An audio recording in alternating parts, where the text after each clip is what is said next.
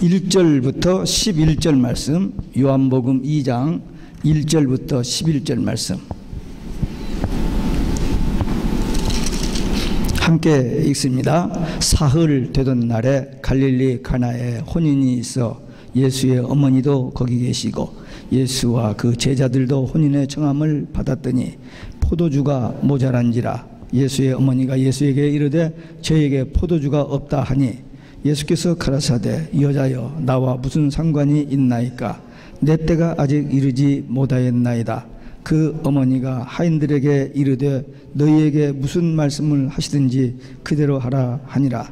거기 유대인의 갤레를 따라 두세 통 드는 돌 항아리 6이 놓였는지라 예수께서 저에게 이르시되 항아리에 물을 채우라 하신즉 아구까지 채우니 이제는 떠서 연회장에 갖다 주라 하시매 갖다 주었더니 연회장은 물로 든 포도주를 맛보고 어디서 났는지는 알지 못하되 물떠온 하인들은 알더라. 연회장이 신랑을 불러 말하되 사람마다 먼저 좋은 포도주를 내고 취한 후에 낮은 것을 내거늘 그대는 지금까지 좋은 포도주를 두었다 하니라. 예수께서 이 처음 표적을 갈릴리 가나에서 행하여 그 영광을 나타내심에 제자들이 그를 믿으니라. 아멘. 할렐루야. 오직 예수 마라나타. 오늘도 하나님의 집에 나와 예배하는 여러분들에게 우리 아버지 하나님 은혜와 평강이 넘치시길 주 예수 그리스도 이름으로 축원합니다. 예수님께서 공생의 사역 막 시작해서 제자들 6 세운 그 상태에서 갈릴리 가나에 와서 혼인잔치에 초대를 받았습니다. 거기서 물로 포도주를 만드신 그런 기적의 사건의 내용이 본문입니다. 근데 이 본문 중에 사람이 많이 있었습니다만 여기서 열심히 일하는 세 그룹이 보이는데 예수님의 어머니 마리아 그리고 하인들 그리고 연회장 이들이 이 결혼식을 위해서 지금 이렇게 일을 하고 있는 모습을 볼 수 있습니다. 이 잔치집은 교회와 비교한다면 이 세 종류의 사람들은 교회의 직분자들로 비유할 수 있습니다. 오늘 이 세 종류의 사람들이 어떤 일을 했는지 무엇을 어떻게 했는지를 보면서 우리들도 교회 직분자로서 어떻게 사역할 것인지에 대한 말씀을 함께 나누겠습니다. 첫째, 포도주가 모자란 것을 알고 대처한 마리아. 예수님께서 제자들을 데리고 이 가나 혼인잔치에 초대를 받아서 들어갔는데 진행되다가 포도주가 떨어졌다는 말을 마리아로부터 듣습니다. 근데 이 마리아가 그 포도주 떨어진 것을 보고 하인들에게 이렇게 부탁하고 예수님께 부탁하는 것으로 보아서 마리아의 친척 집으로 그렇게 볼 수 있습니다. 근데 여기서 마리아가 예수님께 포도주 떨어졌다는 이야기를 했을 때 예수님의 반응입니다. 여자여. 우리 한국 사람의 정서로는 이 말 굉장히 좀 어커드한 요즘 당황스러운 말입니다. 여자여. 우리 한국 동양 저기에서 여자를 이렇게 약간 저기는 그런 말투로 언더스탠드 하기가 쉬운데 그렇지는 않습니다. 그 나라에서는 이 여자애라는 단어가 그렇게 함부로 이렇게 룩다운해서 낮춰서 하는 이야기가 아니고 왕후에게 쓸 수 있는 그런 언어라는 겁니다. 예수님께서 이 말을 2번 합니다. 이 가나 혼인잔치에서 1번 하고 또 한 번은 어디서 하죠? 십자가 위에서 합니다. 그러니까 사역 시작 때, 사역 마무리 지을 때 자기를 키워주신 그 어머니, 그리고 자기의 모든 고난을 한 몸에 지고 같이 고통을 당하신 그 어머니에게 쓰는 단어, 좋은 단어였습니다. 이 포도주가 모자란 것을 안 마리아가 즉각 예수님께 이 포도주가 떨어졌다, 없다는 얘기를 한 것은 예수님은 무슨 일이든지 어떤 문제든지 다 해결할 수 있는 분임을 알고 그렇게 말한 겁니다. 이 혼인집에 뭐 음식이 떨어져도 문제입니다만 포도주 떨어지면 이 잔치가 흔히 깨져 버리는 거기 때문에 상당히 어떤 위기 상황에 들어갔는데 그때 예수님께 나아간 이 마리아는 교회의 어떤 어려운 상황에 처했을 때에 그 문제를 가지고 예수님께 나아가서 기도하는 그런 교회의 직분자, 중보기도 사역자라고 볼 수 있습니다. 우리 교회 중직들은, 직분자들은 교회는 항상 어려운 문제가 오거든요. 예루살렘 초대교회 그렇게 성령 충만한 교회도 끊임없이 계속 이런저런 일들이 있었습니다. 근데 그런 일이 있을 때 모여서 회의만 하지 말고, 회의하면 네가 잘했다, 내가 잘했다, 너 틀렸다, 내가 맞다 해가지고 하다 보니까 당파 가지고 싸우고 나가고 막 그렇게 되는 거예요. 근데 그런 문제가 있을 때 그 문제를 가지고 예수님께 나가 기도하는, 그것이 문제의 최상의 해결책입니다. 마리아는 예수님, 가브리엘 전사를 통해서 예수님을 잉태했을 때 들은 말, 그리고 아기가 태어났을 때에 동방박사들이 와서 한 말, 베들레헴 목자들이 와서 한 말, 12살 때 예루살렘에 올라가서 학자들과 성경 이야기하는 예수님, 이런 모든 것을 통해서 확실하게 예수님이 그리스도이신 것을 알고 그가 어떤 고난을 받고 어떻게 살 것을 다 알고 그 8일 만에 할례 때 갈 때도 그 시몬이 안고 그 뼈를 깎는 큰 그 고통이 있을 것을 예고했잖아요. 그래서 예수님이 어떤 분이신 것을, 어떤 삶을 살 것인지 다 알고 있었던 마리아입니다. 그래서 이 어려운 상황에 처했을 때에 예수님께 이것을 가지고 나왔던 것입니다. 우리 교회 직분자들은 신앙생활 하면서 이런 어려운 일이 있을 때, 힘든 일이 있을 때에 주님 앞에 나와서 그 문제를 놓고 기도하는 중보 기도 사역자가 되어야 합니다. 마귀는 온갖 수단 방법을 다해서 교회의 분열을 획책하고 교회의 사역을 회방하고 성도들을 이간질하고 시기 질투하게 하고 분정하게 합니다.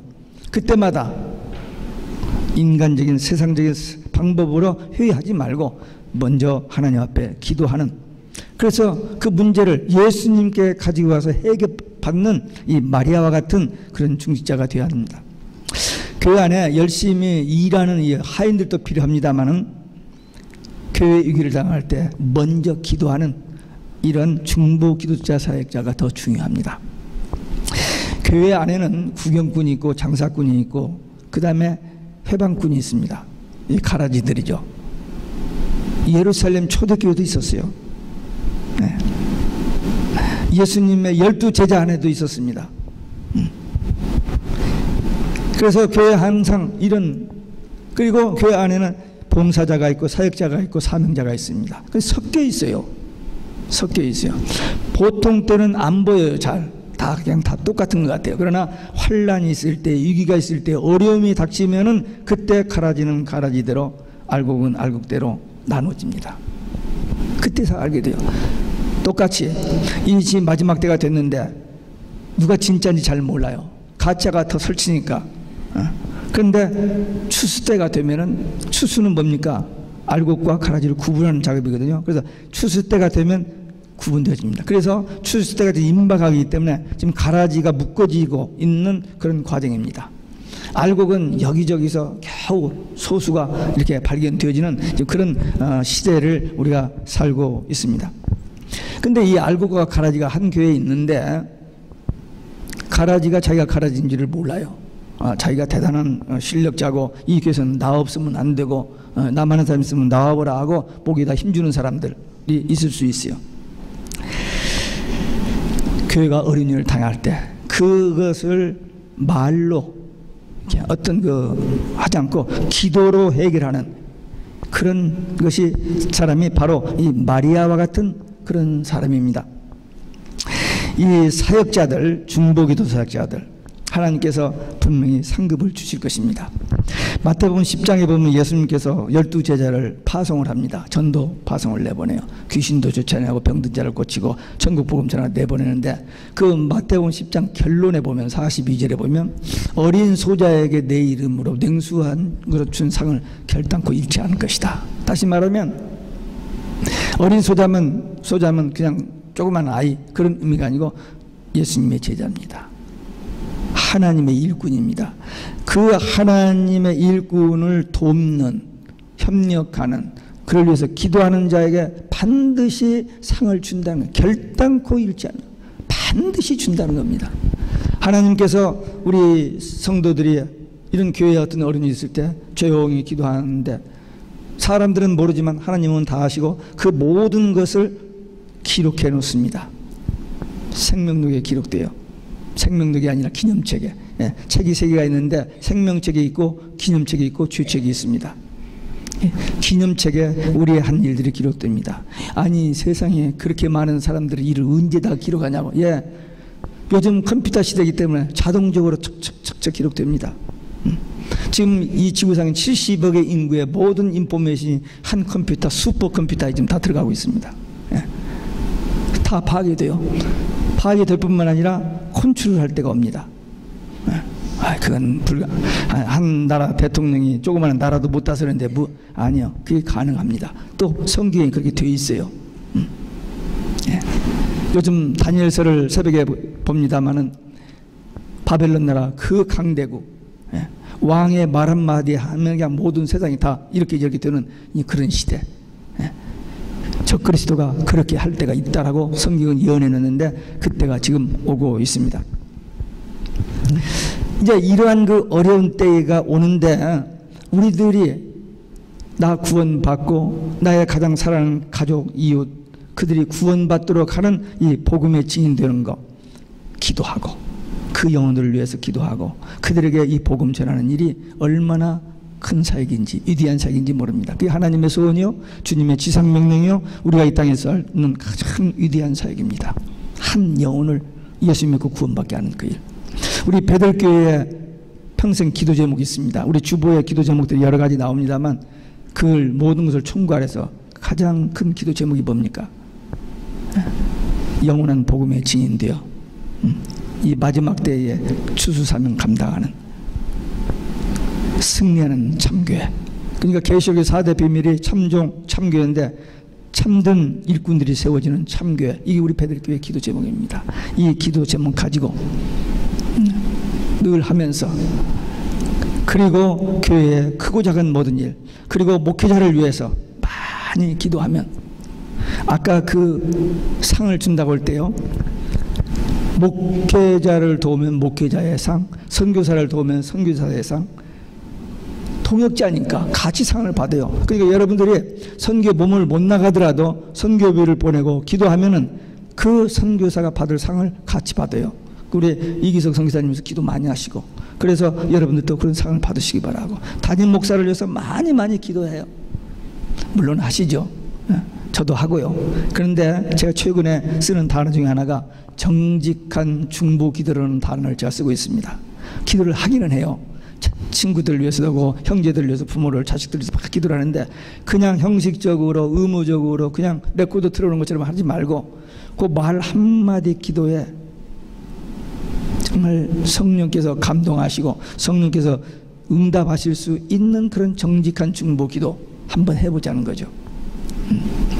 그러면은 이런 기적의 역사가, 물이 포도주 바꿔지는 그런 기적의 역사가 일어날 줄 믿고, 우리 마지막 때에 기도의 사람들, 기도의 중보기도 사역을 감당하는 직분자들 되시기를 주 예수 그리스도 이름으로 축원합니다. 두 번째, 물을 아구까지 채운 하인들입니다. 잔치집 연회장은 한 명이지만 하인들은 여러 명이 있습니다. 떨어진 포도주 그 항아리에 물을 채우라는 명령을 받았습니다. 이 하인들은 예수님을 모릅니다. 마리아는 알 거예요. 근데 예수님의 그 명령이 이 보통 문제가 아니잖아요. 물을 수돗물 틀어서 그 큰 항아리에 채우는 것도 쉽지 않은데 물을 길러다가 거기를 채운다. 그 포도주가 필요한데 물을 길러다가 뭐 하겠다는 거냐고 생각하면 할 수 없는 일인데 즉각 퀘션하지 아니하고 즉각 순종하는 모습입니다. 이 순종하는 하인, 이 집의 그 하인들은 교회에서 열심히 말씀 순종하고 보이지 않게 일하는 사역자들입니다. 여기 이름이 언급되지 않았어요. 네. 별로 중요해 보이지 않아요. 이름도 없이 빛도 없이 그냥 말씀대로 순종하면서 일하는 그런 일꾼들입니다. 근데 5절에 마리아가 예수님이 무슨 말을 하든지 그대로 하라 했습니다. 그래서 예수님께서 항아리에 물 채우라니까 그대로 노 코멘트, 말 대꾸 하지 않고 그냥 그대로 순종했습니다. 이 항아리에 6개의 물을 채운 것은 간단한 일도 아니고 doesn't make sense. 그 말이 안 되지. 포도주를 어디서 사오든지 어디서 감추는 좀 쇠보는 것을 가져든지 하는데 물을 항아리에다 담으라. 말이 안 되지만은 자기들의 생각 따르지 않냐고 그냥 순종했습니다. 그것이 기적입니다. 말씀 순종하는 성도, 진짜 성도. 말씀 순종하는 성도, 최고 성도입니다. 자기 생각, 자기 방법 버리고 무슨 말씀이든지 말씀대로 그대로 순종하며 행하는 성도가 되어야 됩니다. 아멘. 아멘은 하는 사람은 성도고 노멘 하는 사람은 아직 성도가 아니고. 네. 다 알아요. 예수 믿는 사람이라면 하나님 말씀 믿고 그 말씀 순종해야 한다는 건 여기서는 다 아는데 실제로는 말씀 오면 여러 가지 익스큐스가 있어요. 충분한 변명거리가 있어요. 그래서 익스큐스하고 자기 생각대로 자기 방법대로 자기 뜻대로 해버리는 그런 일들이 많이 있습니다.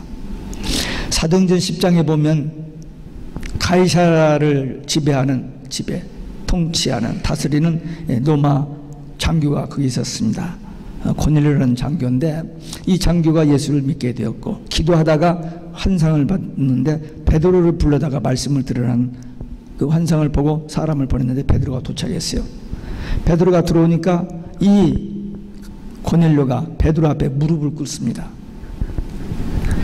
이 지금 고넬료는 이 주둔군 사령관입니다. 근데 베드로 우리로 보면 사도지만 그냥 그 로마 군인으로 갔을 때는 그냥 평범한 사람이에요. 근데 그 앞에 무릎을 꿇었다는 것은 뭐냐? 하나님께서 환상으로 통해서 주신 말씀대로 사람을 보냈는데 와 주신 것에 대해서 겸손과 그분의 말을 듣겠다는, 그를 통해서 하나님 말씀 듣겠다는 그런 자세입니다. 사모하는 마음이죠. 그래서 그가 최초의 로마인으로서 크리스찬이 된 겁니다. 이 고넬료보다도 먼저 크리스찬 된 사람은 이방 사람이 하나 있죠. 누구죠? 예? 알긴 하는데 틀릴까 봐서 대답을 못 하시는 것 같은데 빌립이 가서 전한 이디오피아 넷이 있죠. 예. 그가 이디오피아의 아프리카의 첫 크리스찬이죠. 예. 그러니까 거기 그 많은 유대인들 예수님 말씀 잘 안 듣고 그냥 저기 했는데 집사 또 이렇게 베드로 통해서 그 크리스찬들이 것이 나와죠. 지금도 마찬가지입니다. 이 큰 기독교 국가들은 이렇게 몰락하고 변질되어지고 타락하고 배도하는데 전혀 생각지 않은 곳에서 리얼 크리스찬 알곡 신자들이 거두어지는 현상들이 일어나고 있습니다. 그게 하나님의 놀라운 은혜의 축복입니다. 이 하인들이 물을 아구까지 채웠다. 좀 하다가 야 이게 뭐 계속 해야 하냐? 그만 둘까? 뭐 이러지 않고 아구까지 딱 채웠어요. 예수님 말씀하신 그대로 이 순종하는 자세. 뭐 피곤치도 않고 짜증도 안 내고 그냥 기쁜 마음으로 하는 이게 달라요. 하나님 말씀 순종해서 하는 일은 기쁜 마음으로 되어집니다. 그러나 순종하지 않고 억지로 하는 것은 하다가 안 돼요. 불평이 나고 짜증이 나고 시비가 되어집니다. 아구까지 채우는 말씀 그대로 채우는 이 성실한 일꾼들, 이게 교회 일꾼들입니다. 교회에 이런 사람들이 많아야 돼요. 이런 사람들을 통해서 교회가 되어집니다. 히브리서 5장 8절에 보면은 그가 아들이시라도 받으신 고난으로 순종했다는 그 표현이 나와요. 이 순종이라는 말은 기쁘게 하다, 안정시킨다는 뜻인데 한 사람의 그 순종으로 인하여 그런 일꾼 때문에 그 잔치가 기쁨이 회복되어지고 안정이 되어지는 모습을 봅니다. 이 포도주가 떨어져서 이 잔치가 그냥 파장이 되고 찬물을 끼얹는 그런 어떤 위기가 왔었는데 이 하인들의 순종으로 말미암아 이 잔치가 다시 기쁨의 잔치로 바꿔졌다는 겁니다. 이 연회장이 놀랐어요.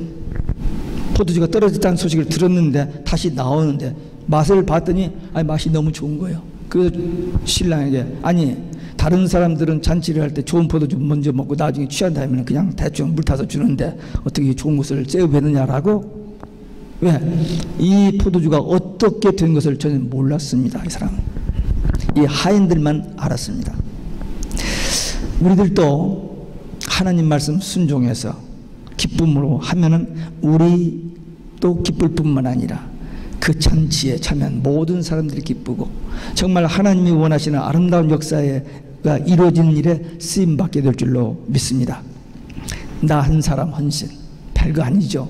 네. 그러나 우리 한 사람의 헌신으로 말미암아 하나님께서 큰 일을 하십니다. 네. 한 사람이 얼마나 중요한지 모릅니다. 성경에 보면은 한 사람으로 인하여 그 나라가 살잖아요. 한 사람으로 인하여 엄청난 일들이 이루어질 수 있습니다. 왜? 하나님께서 그를 통해서 하시기 때문에. 어떤 사람들입니까? 말씀대로 순종하는 사람들입니다. 머리 좋은 사람, 똑똑한 사람들이 아닙니다. 말씀 믿고 순종하는 자들을 통해서 하나님께서 이런 기쁜 일을 하십니다. 이렇게 하나님의 일에 귀하게 쓰임받는 사역자들, 직분자들 되시길 주 예수 그리스도 이름으로 축원합니다. 끝으로 포도주의 비밀을 알지 못한 연회장입니다. 연회장은 잔치집에서 상당히 중요한 책임자입니다. 음식을 만드는 사람, 음식을 나르는 사람, 또 다른 참여 그런 사람들이 있는데 그들을 총괄하는 이 연회장, 없어서는 안 되는 중요한 사람입니다. 그날따라 어떻게 예상 밖의 손님이 너무 많이 와가지고 너무 빨리 이 포도주가 끝나버렸어요. 그래서 상당히 어려운 상황에 처했는데 금방 하인들이 포도주를 가지고 들어오는 겁니다. 근데 어디서 어떻게 된 것을 모르고 저기에게 신랑에게 칭찬을 했던 겁니다. 마태복음 26장에 보면 마가의 다락방에서 최후의 만찬을 합니다. 근데 예수님께서 떡을 떼어 주신 다음에 이 잔을 드시고 이것은 내 피다. 많은 사람을 위해서 흘리는 구속의 피다. 예수 십자가 보혈의 복음을 그때 말씀하셨습니다.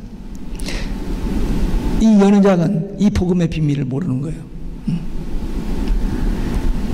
그저 열심히 그냥 분주하게 일만 하는 모습입니다. 이게 문제입니다. 이 교회 안에 신랑은 예수님으로, 그리고 신부는 교회로, 그 다음에 이 연회장은 이 포도주의 비밀, 이 예수님 십자가의 복음의 비밀을 모르는 어떤 직분자와 비교할 수 있습니다. 가룟 유다가 예수님을 3년 따라다녔습니다. 예수님의 제자 중에서도 좀 똑똑한 친구였어요. 그래서 어떤 중요한 일을 맡았습니다. 그런데 끝까지 예수님을 몰랐습니다. 예수가 그리스도이심을 몰랐어요. 그래서 패망하고 맙니다. 교회의 직분자가 아무리 대단하게 일을 해도, 아니 장로가 되고 목사가 되어서도 예수님을 못 만난 사람들이 있습니다. 또 만났다가 배도하고 변질된 사람들이 있어요. 끝까지 믿음의 비밀, 복음의 비밀을 아는 사람들이야. 이 포도주의 비밀을 모르는 연회장같이 되면 참 불행합니다. 일은 많이 하잖아요. 중요한 일을, 대단한 일을 했지만 그러나 이 비밀을 모르는 불쌍한 사람입니다. 초대교회 7집사가 있는데 6집사는 정말 알고 신자되고 정말 귀한 사역을 했는데 하나가, 니골라라는 하나 집사가 이단 교주가 됐습니다. 변질된 거죠. 복음을 깨닫지 못하면, 교만해지면 이렇게 됩니다. 12천사자 중 하나 루시퍼 천사장이 하나님의 대적하고 마귀가 되었고, 예수님의 12제자 중 하나가 변질되고 예수님을 팔았고, 집사 중 하나가 이단의 교주가 되었어요. 이 한 사람에 대해서는 절대 안 됩니다. 근데 이런 사람들이 많이 있어요. 네, 많이 있습니다. 연회장에서 나는 어떤, 이 세 종류에서 나는 어디에 속한 사람인가 한번 스스로 생각해 봐야 됩니다. 마태복음 25장에도 보면 2달란트 남긴 사람, 5달란트 남긴 사람이 있는데 1달란트를 묻어뒀다가 가지고 온 종이 있었어요.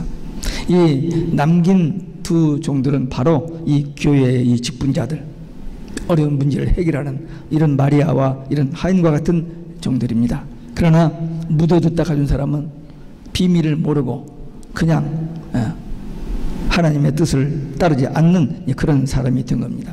이들에게 분명히 상급이 있습니다. 상급이 있다고 그랬어요. 그렇기 때문에 우리는 주님을 위해서, 복음을 위해서 한 지극히 작은 일, 큰 일, 많은 일을 했다고 상 주는 게 아니라 지극히 작은 일에 충성했다라고 상급을 주시는 것을 봅니다. 이 하인들 뭐 대단한 일을 한 것도 아닙니다. 늘 하던 일이에요. 근데 자기 생각 넣지 않고 시키는 대로 했더니 그 놀라운 역사에 쓰임받는 일꾼이 된 것처럼 우리도 큰 일, 많은 일, 대단한 일, 세상에서 그냥 알아주는 이런 거 기대하지 말고 하나님께서 나에게 내가 처해 있는 환경 속에서, 가정에서, 교회에서 나에게 주신 지극히 작은 그 일에 믿음으로 겸손하게 충성스럽게 일하면 그들에게 분명히 약속된 상금이 있습니다. 지금까지 나는 어떤 삶을 살았던 일꾼인가? 그러면 이제부터 어떻게 할 것인지, 답은 우리가 이미 받았습니다. 이 마리아와 같은, 이 하인과 같은, 그냥 우리에게 맡겨준 일에 최선을 다하는 기쁨으로, 감사함으로, 나에게 일을 주신 것, 그것 자체만도 감사해서 기쁨으로 충성스럽게 일하면 우리의 삶, 우리의 사역을 통해서 하나님의 구원 역사가 이루어지고 하나님이 기뻐하시고 우리들이 기쁘고 행복하고 또 우리를 통해서 많은 사람들이 기쁘고 행복해지는 이 놀라운 축복, 이걸 누구에게 양보해요? 우리가 받아야죠.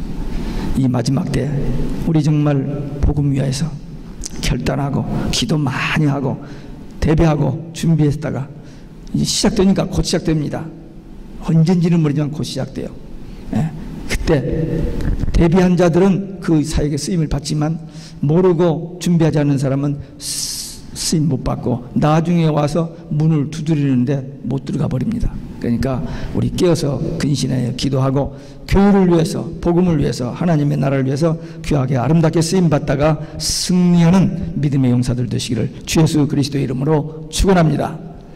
기도하시겠습니다. 우리 한 목소리로 오늘 주신 말씀, 이 가나 혼인잔치에서 우리 마리아와 같은 이 하인들과 같은 일꾼 되기 위한 결단의 기도 함께 드리시겠습니다.